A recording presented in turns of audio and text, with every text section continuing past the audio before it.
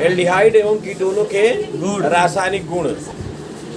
आज बारिश होने के कारण कम बच्चे आए हैं, इसलिए हम आज ये क्लास जो है ऑनलाइन और ऑफलाइन दोनों चला दे रहे हैं, है ना। ये रिकॉर्डेड क्लास रहेगी, आपको यूट्यूब लिंक आपके ग्रुप में भेज दिया जाएगा, वहाँ से अपना जो भी बच्चे हैं नहीं क्लास कर पाए वो अपना देख लेंगे। लेकिन कोशिश किया कीजिए, बारिश यदि हल्की हो, आने लायक माहौल हो तो आइए, कंटिन्यूटी बहुत ही ज़रूरी है। तो हेडिंग डालेंगे आप लोग, एल्डिहाइड एवं कीटोनों के भौतिक गुण। तो भौतिक गुण में कोई विशेष रिएक्शन है नहीं, तो हम लोग सीधे डायरेक्ट उसको पॉइंट वाइज नोट कर लेंगे। तो नोट करिए सभी लोग। नंबर 1, फॉर्मल्डिहाइड को छोड़कर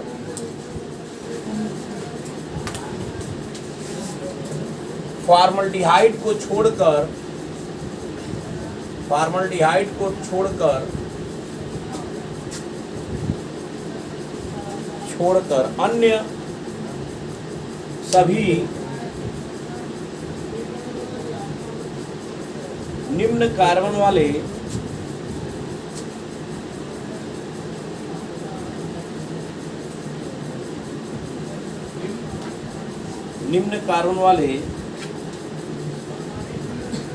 निम्न कार्बन वाले एल्डिहाइड एवं कीटोन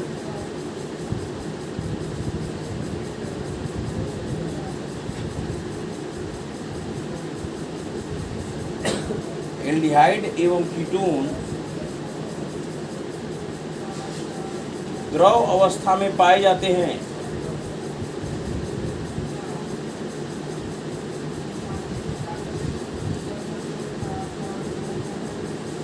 द्रव अवस्था में पाए जाते हैं।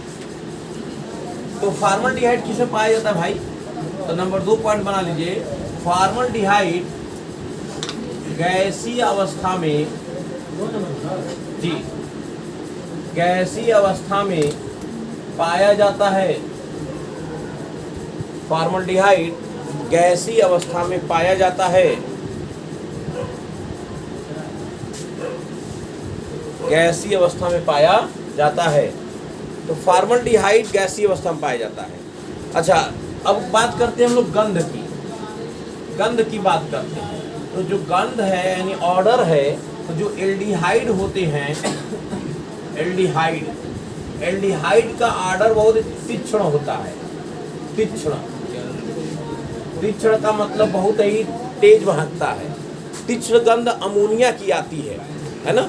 उसी की इस तरह से एल्डिहाइड भी तीक्ष्ण गंध धारण करते हैं। जबकि कीटोन की बात करें, कीटोनों में विशेष तरह के फलों का गंध आता है।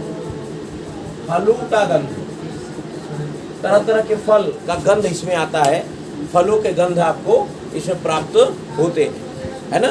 तो चलिए अगला पॉइंट लिखा जाए, लिखिए। हाँ, तीसरा पॉइंट, एल्डिहाइड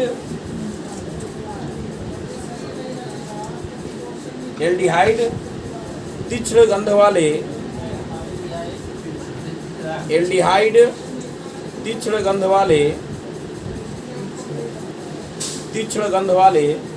होते हैं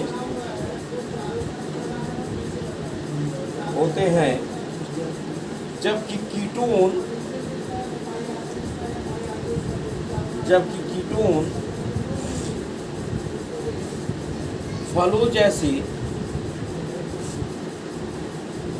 कीटोन फलों जैसे मधुर गंध देते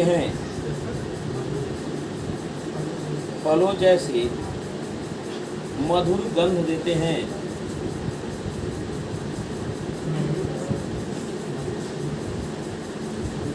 ठीक, मधुर गंध देते हैं। आइए बात करते हैं इनकी विलेयता की बात करते हैं। विलेयता की बात न किया जाए भौतिक गुण में तो अधूरा है। विलेयता का तात्पर्य क्या है? इसमें घुलता है। सबसे पहले यूनिवर्सल सॉल्वेंट के रूप में जल को माना जाता है। जल लगभग सबको घुल लेता है ना। जल एक ध्रुवीय विलायक होता है। तो जल जो होता है, जल में ये आंशिक विलय होते हैं। आंशिक विलय, अब कहोगे क्यों भैया ऐसा? ध्रुवीय विलायक है ना। तो भूल जाना चाहिए, एल्डिहाइड और कीटोन दोनों की बात कर रहे हैं। एल्डिहाइड कीटोन यानी कि कार्बोनिल यौगिक, CO यौगिक, कार्बोनिल यानी CO समूह। CO समूह जल में जो होता है वो आंशिक रूप से विलय होता है। इसके पीछे कारण क्या है? जो CO समूह होते हैं इनका डेंसिटी, घनत्व अधिक होता है। घनत्व, डेंसिटी इनकी जो होती है, घनत्व CO समूह का घनत्व जो होता है वो जल से कम होता है, माफ कीजिएगा, जल से कम होता है। जल का घनत्व अधिक होता है और इनका घनत्व क्या होता है? कम होता है। घनत्व जल से कम होता है। CO समूह का जो घनत्व है वो जल से कम होता है, इस कारण ये घुलते नहीं हैं। घुलना ही नहीं चाहिए लगभग, लेकिन घुलते हैं, फिर भी आंशिक घुलते हैं। क्यों घुलते हैं? क्योंकि इसमें हाइड्रोजन बंध पाया जाता है। हाइड्रोजन बंध, हाइड्रोजन बंध क्या है? जल को जानते हैं आप, HOH होता है, बोलो भाई। और कीटोन में CO समूह होता है। CO समूह है ना कीटोन में, फिर से बनाते हैं CO समूह कीटोन में, चाहे कीटोन हो चाहे एल्डिहाइड हो, CO समूह होगा दोनों में। तो यहाँ हाइड्रोजन, यहाँ ऑक्सीजन के बीच एक आंशिक आकर्षण होने लगता है। इसी आकर्षण को हाइड्रोजन बंध के नाम से जाना जाता है। तो इस हाइड्रोजन बंध के कारण घुलना चाहता है और घनत्व कम होने के कारण ये घुलता नहीं है, इसलिए जल में आंशिक विलय होता है। जबकि ईथरों में, एल्कोहलों में ये पूर्ण रूप से कार्बोनिल, कार्बोनिल मतलब एल्डिहाइड और कीटोन विलय होते हैं। तो लिखा जाए भाषा इनके बारे में, तो लिखिए एल्डिहाइड एवं कीटोन। हाँ, अगला चौथा पॉइंट, एल्डिहाइड एवं कीटोन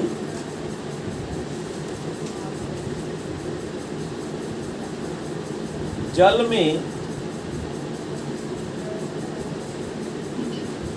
में आंशिक रूप से विलय होते हैं।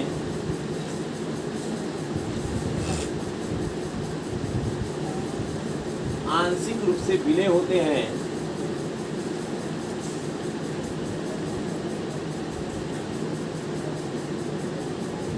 क्योंकि कार्बोनिल यौगिकों का घनत्व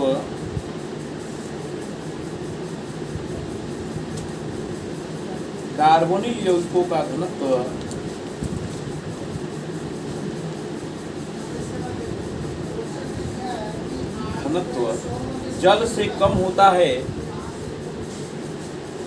जल से कम होता है, जबकि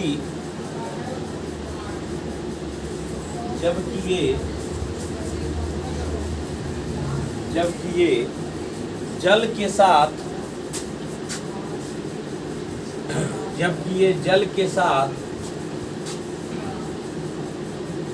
हाइड्रोजन बंध का निर्माण करते हैं।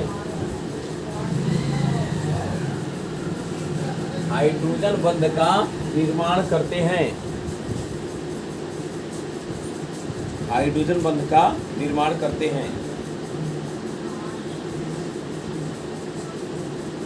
पुलिस साहब उसी में पॉइंट लिख लीजिए, अगला पॉइंट बना लीजिए, बढ़िया होगा। कार्बोनिल यौगिक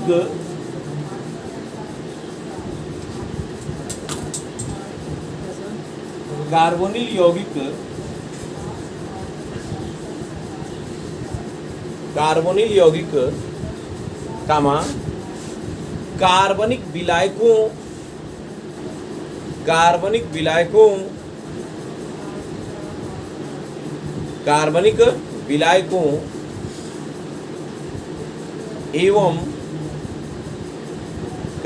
विलायकों एवं ईथर में पूर्ण विलय होते हैं। कार्बनिक विलायकों एवं ईथर में पूर्ण विलय होते हैं। ईथर में पूर्ण विलय होते हैं। एल्डिहाइड और कीटोनों के रासायनिक गुणों का अध्ययन करना है, तो ये रहा एल्डिहाइड, ये रहा कीटोन। सबसे पहली बात आप जानिए, ये 0 कार्बन है, यह भी 0 कार्बन है, इससे जुड़ा हुआ कार्बन अल्फा कहलाता है। यह भी अल्फा है, यह भी अल्फा है, यानी कि अल्फा कार्बन की उपस्थिति पहले भी हम लोग डिस्कस कर चुके हैं। अल्फा कार्बन हो सकता है, किसमें नहीं होगा अल्फा कार्बन? केवल फॉर्मल्डिहाइड में। याद करिए, केवल फार्मल्डिहाइड में अल्फा कार्बन की अनुपस्थिति नहीं होती है, 0 होता है। और इसके बगल से कोई कार्बन जुड़ा नहीं है, तो ना तो अल्फा कार्बन होगा ना तो अल्फा हाइड्रोजन होगा। Lack of alpha carbon and lack of alpha hydrogen, यहाँ पे उपस्थिति नहीं होगी।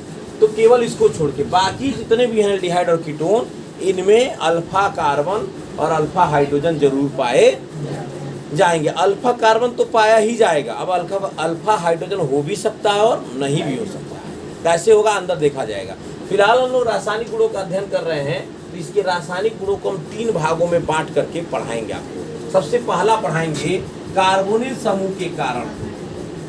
कार्बोनिल समूह, कार्बोनिल समूह मतलब CO समूह है ना, CO समूह देख रहे हैं आप लोग, दोनों में CO समूह है, इसे ही ना कहते कार्बोनिल समूह।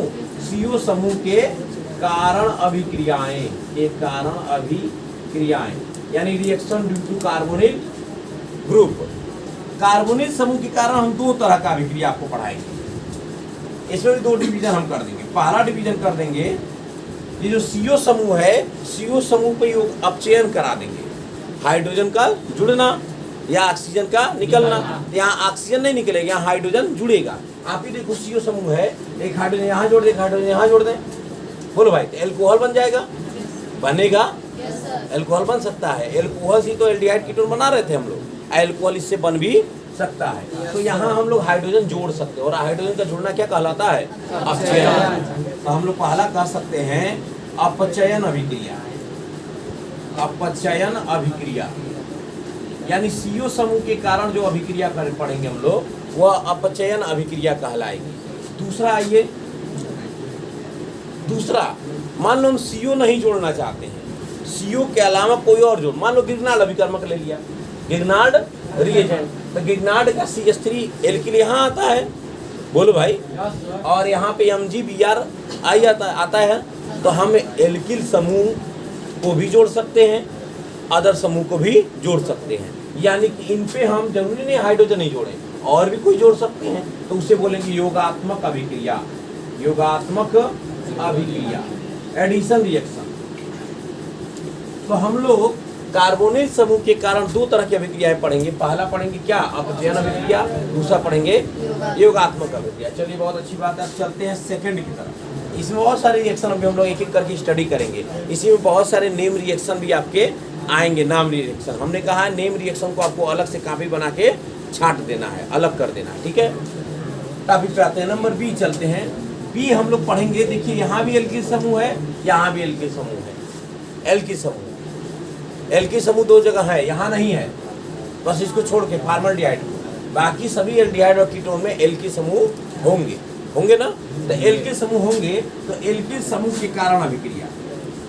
अगला पढ़ेंगे हम लोग एल्किल समूह के कारण अभिक्रिया।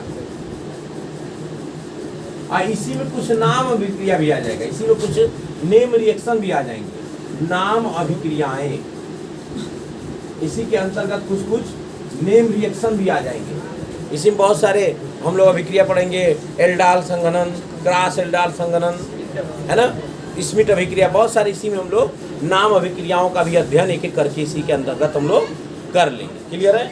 अच्छा, इसके बाद C यानी रासायनिक गुण का अगला, जब अपचयन हो रहा है तो जरूर इसका ऑक्सीकरण भी हम लोग करा सकते हैं, क्योंकि अभी आप पढ़े थे एल्डिहाइड की परिभाषा में भी पढ़े थे कि एल्डिहाइड का एल्कोहलों का आंशिक अपचयन करा रहे थे, ऑक्सीकरण करा रहे थे। एल्कोहलों का क्या करा रहे थे, आंशिक, आंशिक मतलब एक स्टेप, केवल एक बार ऑक्सीकरण हम लोग करा रहे थे, बोलो याद आ रहा है, तो हाइड्रोजन निकल रहा था, एल्डिहाइड बन रहा था।